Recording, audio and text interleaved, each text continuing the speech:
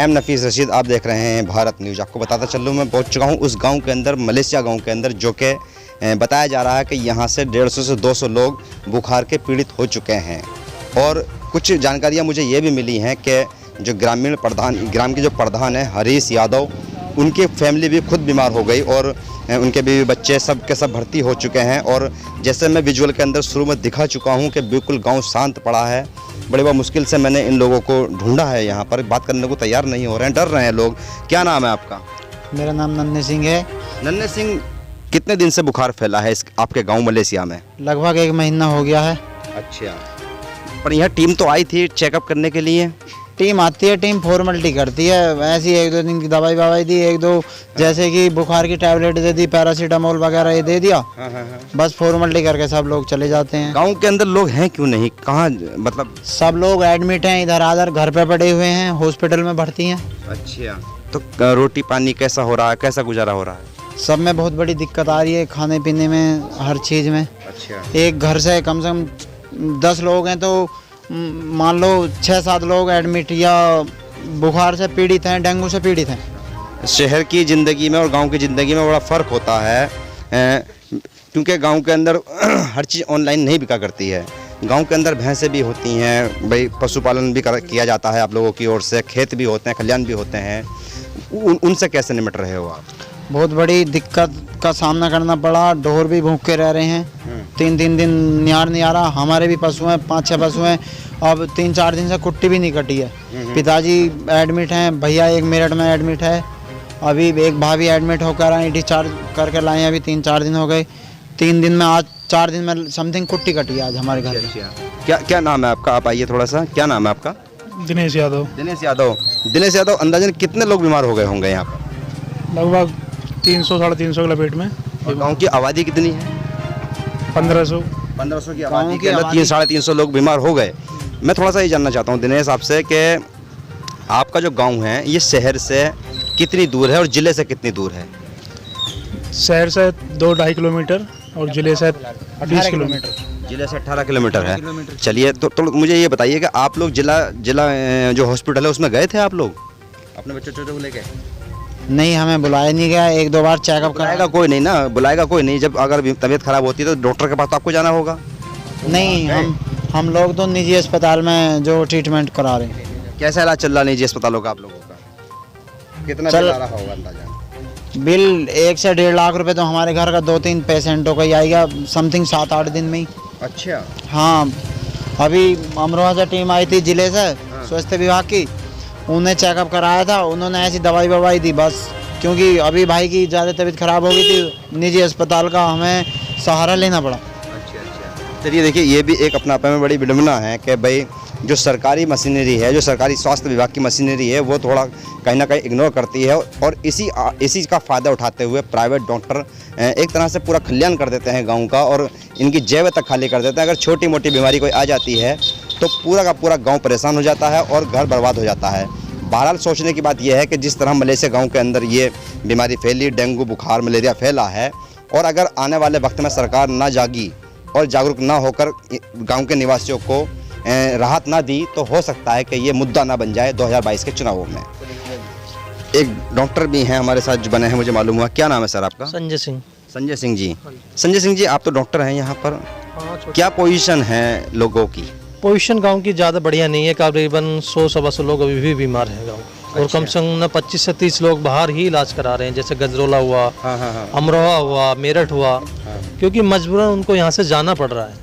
उसका कारण यहाँ है कि ये है कि यहाँ पे बस केवल एक डेंगू की जांच हो पाती है, उसमें नेगेटिव या पॉजिटिव बताया जाता है, बाकी उसके अलावा कोई और इन्वेस्टिगेशन नहीं किया जा रहा। जिस कारण सारी जांचें ना हो पाने के कारण उन्हें प्राइवेट क्षेत्र का सहारा लेना पड़ा, प्राइवेट डॉक्टरों का सहारा लेना पड़ा। इसी वजह से लोग यहाँ से निकले में और भयभीत ज़्यादा है, डर ज़्यादा हो गया है। भाई की मृत्यु हो चुकी है इसी कारण। ये अपना में एक बड़ी बात है, क्योंकि कुछ दिन पहले जिस तरह से भाई प्लेग भारत में, पूरे भारत में प्लेग फैली है और हर आदमी डर गया, लॉकडाउन पूरे देश के अंदर हुआ था, उस चीज़ का तो डर नहीं है कि कहीं भाई पहले जैसे कि प्लेग फैल चुकी है और लोग डर गए, लॉकडाउन में आए थे। साल में जो है पहली बार यहाँ डेंगू ने पैर पसारे, लेकिन इतने जम के पसारे हैं कि मैं कुछ कह नहीं सकता। मैं अपने भाई को खो चुका हूँ। अभी पिछले 30 तारीख को मैंने अपने भाई को खोया है। हम गाँव में जब आए तो डॉक्टर साहब हमको ये मालूम हुआ कि लोग गाँव का पानी नहीं पीते हैं। गांव का पानी इतना दूषित है हाँ। कि पानी पे कोई भी व्यक्ति ध्यान नहीं दे पा रहा। उसकी वजह क्या हो सकती है? उसकी वजह खास करके लोग इंडस्ट्रीज एरिया को मान रहे हैं, जो हमारे यहाँ पे शुगर मिल है। क्योंकि इसका अंडर बोर पानी जो है वो जितना भी गंदा पानी सब अंडर बोर होगा। आप लोगों ने कभी शिकायत नहीं की इस चीज़ की कंपनी से? शिकायत की, लेकिन शिकायत का कोई अभी तक कोई निस्तारण नहीं हो पाता। प्रशासन भी इसमें बस यही है कि छोटे मोटे नल दे देता, नलों से सहारा नहीं हो पाता। पहले तो 150 फीट के नल दिए, नल देने के बाद अब बोल रहे हैं कि 300 फीट के नल कराएंगे, लेकिन उन पर भी कोई खास ध्यान नहीं दे रहा। जब तक पानी का यहाँ पे व्यवस्था नहीं सुधरेगी तब तक गाँव में बीमारी रुकेगी नहीं। प्रधान विधायक की ओर से क्या व्यवस्था हुई?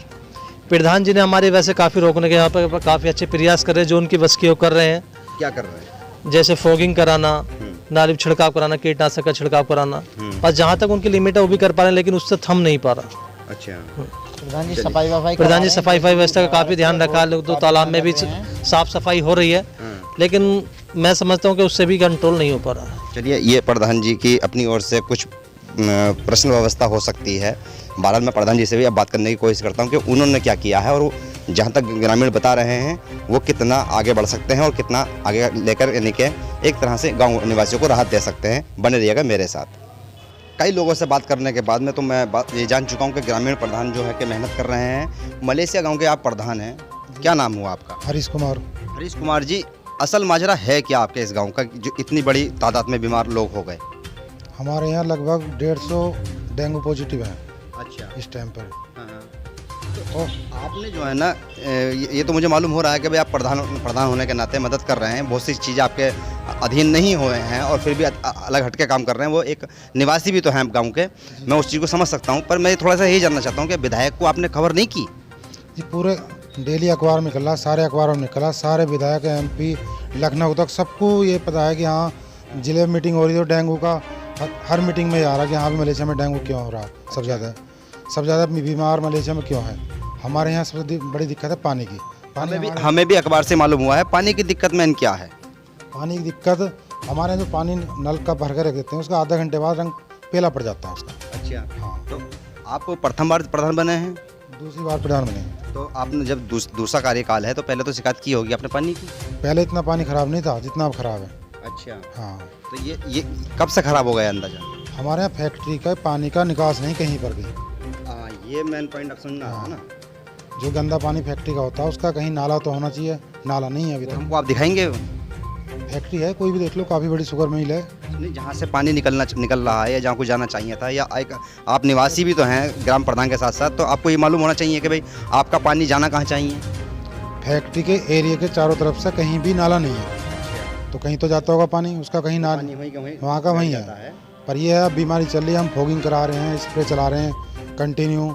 आपके परिवार में से तो कोई बीमार नहीं? बीमार है, मेरी पत्नी बीमार थी, डेंगू पॉजिटिव थी। अच्छा। हाँ। तो अंदाजन कितने लोग बीमार हो गए होंगे? लगभग 150 से 200। 150 से 200। जी। प्रशासनिक अधिकारियों की तरफ से कोई आपको जवाब नहीं मिला या कोई नहीं आया बिल्कुल भी? नहीं, SDM साहब आए थे, CMO साहब आए थे। क्या कहा SDM साहब ने? SDM साहब ने, CMO साहब ने टीम लगा रखी है, स्वास्थ्य विभाग की टीम है, दवाई दे रही है, चेकअप कर रहे हैं, मगर वो जिले पर भेजते हैं, जिले पर कोई उन्हें रेस्पॉन्स नहीं मिलता कि यहाँ पर तो ठीक हो रहा। कभी कभी ऐसा होता है कि गांव के लोग एक टीम बना लेते हैं 5-7 लोगों की, कि भाई हम सब नौजवान लोगों की टीम बनाकर काम कर रहे हैं, करते हैं, सबकी मदद कर रहे हैं। आप भी नौजवान प्रधान ही हैं, तो क्या आपने ऐसा किया है? जी, टीम बना रखी है हमने, टीम के हिसाब से कार्य कर रहे हैं, अपना वर्क कर रहे हैं हम पे सारी दवाइयाँ हैं छिड़काव के लिए। पूरी गांव में घर कोई घर नहीं छोड़ रहे जिसमें स्प्रे नहीं करा रहे जाए, डेंगू का मच्छर लार्वा जो मर जा उस हिसाब से चलें, जिसमें स्वास्थ्य विभाग भी हमें दवाई दे रहा है। और फैक्ट्री से भी क्या करें, स्प्रे कराया जा रहा है, और सफाई के लिए भी वो लगाई गई है पूरी टीम। ये थे हमारे साथ हरीश ग्राम प्रधान, मलेशिया ग्राम के प्रधान थे ये, और युवा हैं, बता रहे सारी बातें आपने अच्छी तरह सुन ली। बहरहाल जिस तरह से मैं जा चुका हूँ और देख कर मुझे महसूस हुआ, और आप भी विजुअल देख रहे हैं, साथ ही साथ हर विजुअल के अंदर देखेंगे कि भाई टीम तो काम कर रही है। मैं दिखाने की भी यही कोशिश कर रहा हूँ लगातार, और साथ ही साथ ये भी बताता चलूँ कि चुनाव आने में कुछ ही वक्त रह गया है, कहीं ये बड़ा मुद्दा ना बन जाए और सरकार के लिए आफत ना खड़ी कर। मैं एम नफीस रशीद, आप देख रहे थे भारत न्यूज।